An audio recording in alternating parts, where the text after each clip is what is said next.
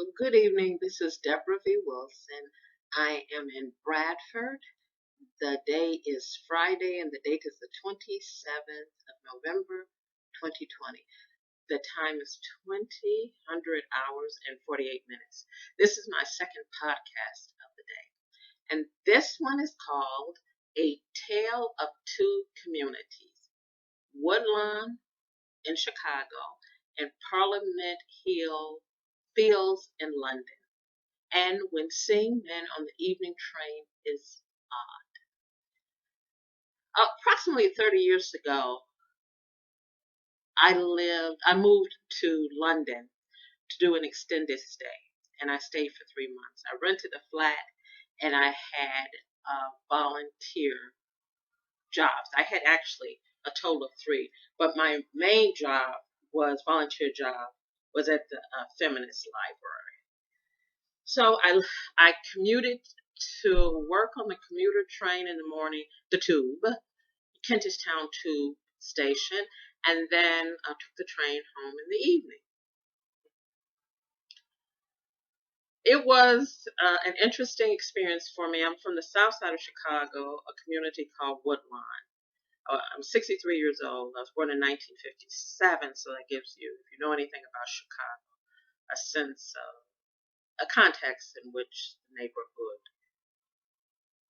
existed. In addition to the neighborhood was not the wealthiest. It was a poor neighborhood. A majority of the households in the neighborhood were single parent households, with overwhelmingly the single parent being the mother. There were less than 10 families in the community that had two parents in the home, mother and a father. My family was one of those. I lived just off Stony Island, on the south side of Chicago, in the 6000 blocks, one of the 6000 blocks. So one of the things that I was used to, I stayed in the community, not out of economic necessity, but because my parents had a home there and they had us late in life, and I simply didn't want to leave them. They were perfectly able to take care of themselves, but I just felt better staying there. So I stayed with my parents for quite a long time and saw the neighborhood go through various iterations. And during the time period I'm talking about, there was the gang that was in the community was called Blackstone Rangers.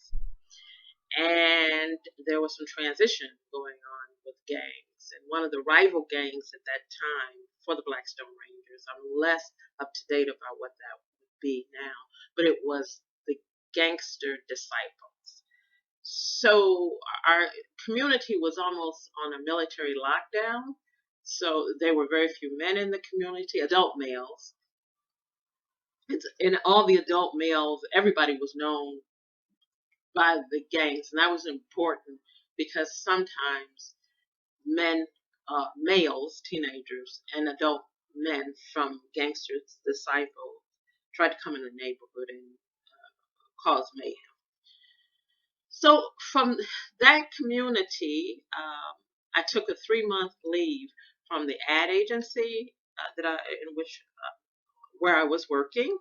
I was doing international taxes, and I took this 3-month leave to go to London. It was always my plan and goal to call England my home, with the plan being living outside of London somewhere. So I wanted to see if I actually liked day-to-day living, going to and from work, and what that was like. So again, I had a total of 3 volunteer jobs simultaneously, and then that became just the one and the feminist library, and I went 6 days a week and did volunteer work there. Well, during my early stay there, so it was September that I started. It was after September the 15th or 15th of September. I know that because I was at Leo Burnett, and the tax date when everything is filed is the 15th of September. So I know I went after that, shortly after that. So one of the there was a bunch of differences between the two communities. One of the differences was where I lived in London, it was overwhelmingly white. There was one Nigerian family that lived the street behind me. And other than that, we didn't see any other black people in the 2-3 block area. Then they had shops and stores near the Kentish Town tube station, and I was only maybe 3 blocks away, 3-4 blocks away from the Kentish Town. So there are all these stores, and in my community in Chicago, pretty much most of the stores, we didn't have any large chain stores. We had to go either further south to do our grocery shopping, or further or north. Okay. So one day I was coming home from work, and I got off the tube station, and I saw all these men. They were young. I was young. And they frightened me because I didn't know what they were doing. And then at one point I thought they were following behind me, and that made me all the more anxious. So I started walking faster, and I kept looking behind me because I didn't understand what they were doing there. I just didn't get it. So there was a policeman that my community was part of his beat. And the next morning, I would see him when I would go out to my volunteer jobs. I see him in the morning. I've done one podcast on him. I'm going to do another one. But anyway, I need to stay focused. What I described who the men were. So I'm looking back now as a 63-year-old woman. I was just as young as they were. They were in their 20s and 30s. I was in my 30s. So in any case, I described to this police officer who was white and in London. And he was confused. And finally, he realized who the men were that I was referring to. They were commuters coming home from work. I remember he said, "My love, they're probably coming home from work like you are."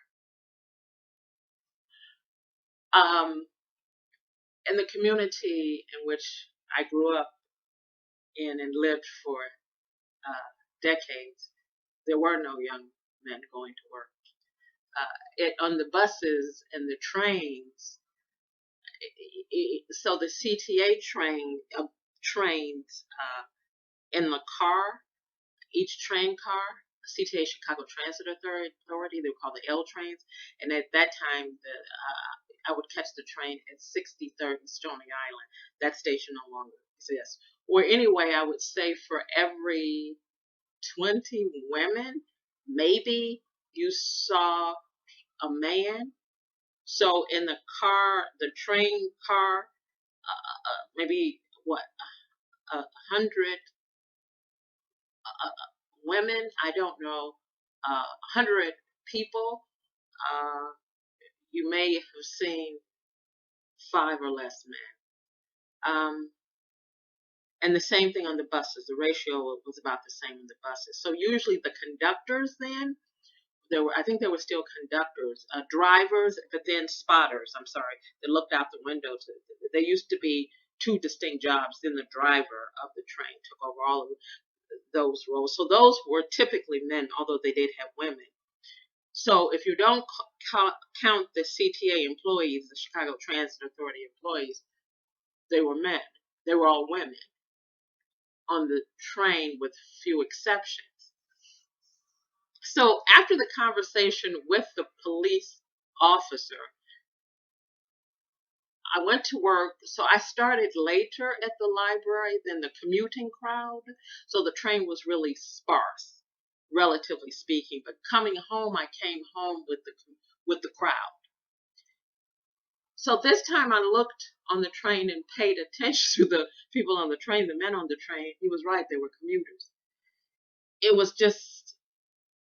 was something I wasn't used to because that wasn't the reality of my community. There's a program I listen to online on the Maze, M-A-Z-E, Jackson, Jackson page.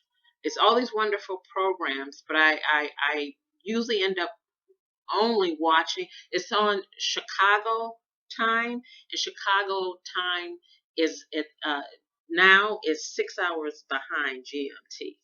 So I usually only end up watching the Maze Jackson show with, so Maze is on there, uh, uh, John Stroger, and a young lady named Ruthie, and I apologize, I don't remember her surname, but I will include links to everything. And then there's another show I watch with two gentlemen, Toussaint Werner and Herb Howard. The show, the program, the series of shows are about the Black experience. So it's out of Chicago, and it does focus, there's some focus on Chicago politics, realities in Chicago, the economics, the COVID, crime, but it also looks at Illinois, which is the state, and then nationally, the Black American experience.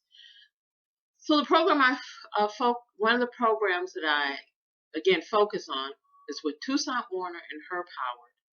I said what I said. They're two young men. One's in his 30s, and the other's, I'm pretty sure, is in his 40s. They talk about the Black experience collectively as they understand it, but they also talk about it from the perspective of being men. And I always think it's fascinating, because I think I may have probably, it's interesting because I came from one of the most challenged communities in America because of the gang issues that were there. And then I also simultaneously had experiences of traveling to Europe, living in Europe. I've been into several European countries. I've been to Israel. I've been to Canada. So, and when I traveled, I typically, speaking, without exception, I did not travel to a community that was as challenged as the place I was born in, the community in which I was raised in. And so I not only understood there were differences and ways of being, I saw it, but you can always continually bring yourself with you, no matter where I go in the world. I take who and what I am with me. And so whenever I listen to this program with Toussaint and Herb, there's sometimes they'll say things that I disagree with, but always I get back to, whether I agree with them or not, this is the perspective of two Black men who for a time were Black boys and then Black teenage boys, something I've never been. And their articulation, the way in which they articulate and construct their lived experiences, and then extrapolate that to the lived experiences of other Chicagoans, men and women, but I'm focusing right now on the experiences of Black men in Chicago and then Black men in America. They always say it's intellectual thuggery. No, it's just intellectualism. It's just beautiful to see them paint a picture of their own lives and then to extrapolate that experience and what they've learned from it. So under one recent programs, I heard they were talking about something, and Toussaint Werner said, and I'm paraphrasing, why do men have value in American society? Again, I'm paraphrasing. It's their ability to earn a living and provide for their families, and their ability to protect their families. Again, I'm paraphrasing. And he talked about the fact that was difficult for Black American men, and the unemployment rate and the economic situations for Black American men. And then he talked about Black American men and unemployment in places like Chicago. And he was quite passionate about it. And he said, there are no black men working. And and again, I'm taking all of this conversation out of context. But when he said that, I immediately thought about my experience in Parliament Hill Fields. And I immediately started thinking about how different those two communities were, Woodlawn in Chicago and Parliament Hill Fields in London. Take a listen to the show. I'm going to include in the description box of this podcast a link to the Maze Jackson page, and there's a myriad of shows, and I've listened to some of them in part, but the two I focus on, Maze Jackson's show, and I said what I said, but it's all of them are just brilliant, and there's something to be learned, and there's something to be garnered about human experience for Black Americans who are Americans who are descendants of slaves, ADOS. There's something to be learned about the magnificence of, so here I go now, the magnificence of human ability to communicate. Both of those young men are probably young enough to be my sons, and I try not to get really too passion when I listen to them, because you can chime in on the Facebook page. You can listen to them well, I'm outside of the U.S., so I listen to them on either Facebook, YouTube, but it's also broadcasted in Chicago on the radio, so you have that option as well. But I love the Facebook because I'm always chiming in. Always, because it's to hear them.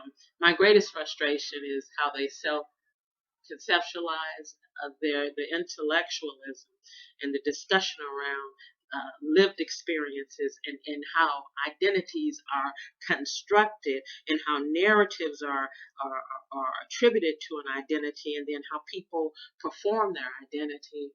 Oh my God, it's just brilliant. So take a listen to the program and think about the place of space you live in.